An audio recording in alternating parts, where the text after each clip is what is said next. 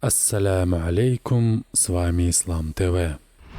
Соблюдение идды и траура обязательно для всех женщин, у которых умерли мужья, независимо от того, имел муж с женой половой близость или нет. Всевышний Аллах в Коране об этом говорит так, смысловой перевод. Если кто-либо из вас скончается и оставит после себя жен, то они должны выжидать 4 месяца и 10 дней. Сура Аль-Бакара, аят 234. Вопрос. Я стала вдовой около 6 месяцев назад, и сейчас мне предлагают выйти замуж. Насколько мне известно, срок выжидания около 3 месяцев, но я хочу носить траур по мужу хотя бы год. А мне говорят, что это не по-мусульмански. Так ли это? На самом деле это очень важный вопрос для мусульман, в котором следует уточнять у людей, имеющих знания в этой области. Это имамы квартальных мечетей, либо исламские образовательные центры, и нельзя стыдиться спрашивать об этом. Но давайте узнаем вкратце, что такое идда, какие у него сроки и на какие виды оно разделяется. Дорогие братья и сестры, если вы хотите как-то поддержать нас, то поставьте свой щедрый лайк, подпишитесь на канал Ислам ТВ и нажмите на колокольчик. Этого будет достаточно. Идда – это определенный временной срок, который женщина выжидает по случаю развода или смерти мужа, для того, чтобы вновь выйти замуж. Вы должны понимать, что идда разделяется на 2 вида. Идда после развода или расторжения брака и идда после смерти мужа. Если жена получила развод от своего мужа, то в зависимости от состояния женщины продолжительность срока идды после развода различается, и по его истечении женщина считается окончательно разведенной. Говоря о разведенных женщинах, Всевышний Аллах в Коране говорит, давайте послушаем смысловой перевод. Разведенные женщины должны выжидать в течение 3 менструаций. Непозволительно им скрывать то, что сотворил Аллах в их утробах, если они веруют в Аллаха и в последний день, то есть судный день. Сура Аль-Бакара, аят 228. Существуют следующие сроки, в течение которых женщина, имевшая близость с мужем до развода, должна выжидать и не имеет права выходить замуж. Первое. 3 менструальных цикла очищения, если у женщины бывают менструации. Второе. 3 лунных месяца, если она не имеет менструаций. И третье. Если же женщина беременна, то она должна выжидать время до рождения ребенка. Всевышний об этом в Коране говорит, смысловой перевод. Те из ваших жен, у которых прекратились месячные, то есть отчаялись в приходе месячных, если вы сомневаетесь, то установленный им срок 3 месяца, как и для тех, которые не достигли месячных. Для тех же, которые беременны, установленный срок до тех пор, пока они не разрешатся от бремени. Тому, кто боится Аллаха, тому он сделает в своем деле легкость. Сура Ат-Талак, аят 4.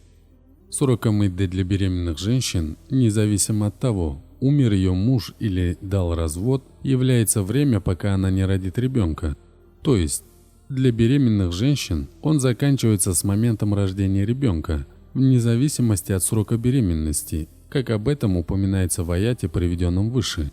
Если же женщина, вышедшая замуж по определенным обстоятельствам или причинам, не имела половую близость с мужем, то на нее после расторжения брака или после произнесения бракоразводных слов не возлагается соблюдение времени идды, и она может сразу же выйти замуж.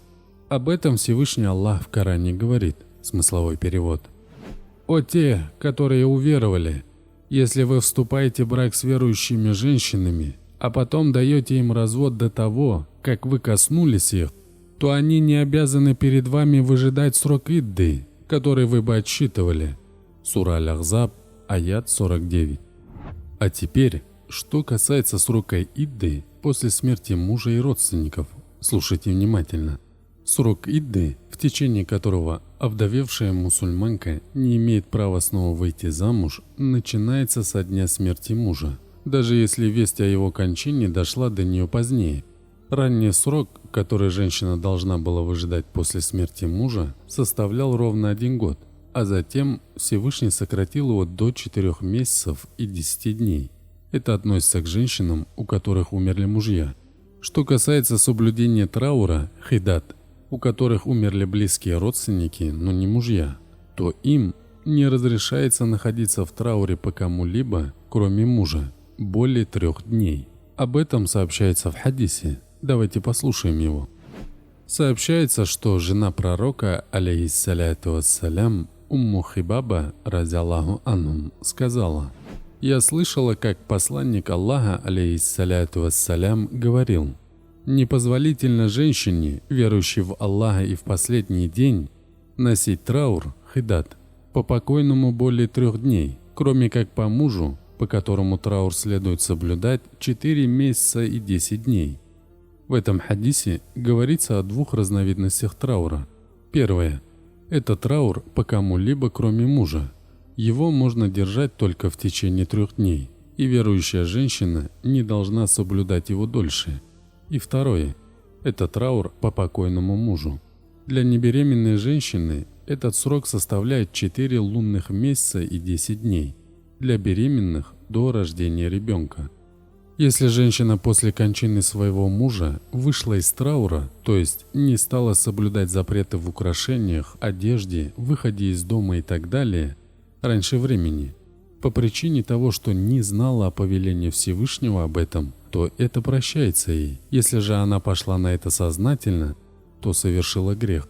Она не может восполнить упущенные дни траура, хидат, по истечению срока, потому что предписанное Создателем можно совершить только в отведенное для этого время. Во времена невежества, то есть до ислама, женщина находилась в трауре в течение 1 года. Она уединялась в маленьком доме и отказывалась от всех удовольствий, причиняя этим себе страдания. Она не купалась, не подстригала ногти, носила скверную одежду и, в конце концов, в таком безобразном виде выходила к людям.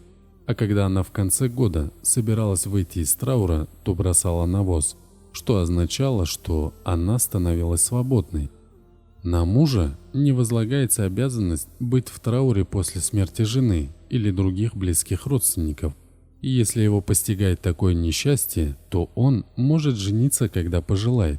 Также в наше время широко распространился такой обычай, как оставление бороды сроком на неделю, месяц, 40 дней, 52 дня или ношение черной одежды на год и более, вне зависимости от того, кто умер, муж или близкий родственник. Также среди мусульманок широко распространено мнение, что женщина, соблюдающая траур по мужу, не имеет права смотреть в зеркало, слышать мужскую речь, разговаривать с мужчинами, даже если в этом есть необходимость, и так далее. Все это и многое другое не имеет отношения к шариату и является ересью и нововведением. Вне всякого сомнения, это никак не совпадает с предписаниями религии ислам. А какие у вас есть обычаи и как вы с ними боретесь? Расскажите об этом, нам и зрителям канала будет полезно знать об этом. Как вы уже поняли, соблюдать траур полагается только женщинам по случаю смерти мужа или другого близкого родственника и только в течение установленного для этого шариатом срока и форме. Траур имеет определенный срок, и его нельзя продлевать. Ни в священном Коране, ни в хадисах пророка Мухаммада, алейхиссаляту вассалям, ни в высказываниях его праведных сподвижников, ни в богословских книгах 4 мазхабов, ни в других богословских книгах нет ничего, что бы давало бы повод объявлять подобные трауры. Этот обычай был у неверных. А как известно, религия Всевышнего Аллаха не позволяет мусульманам походить на них. Моей обязанностью перед Всевышним было последовательно изложить вам мнение ученых исламского богословия по данному вопросу. Что же касается того, как вам поступить в практическом плане, в немалой степени решать вам самим.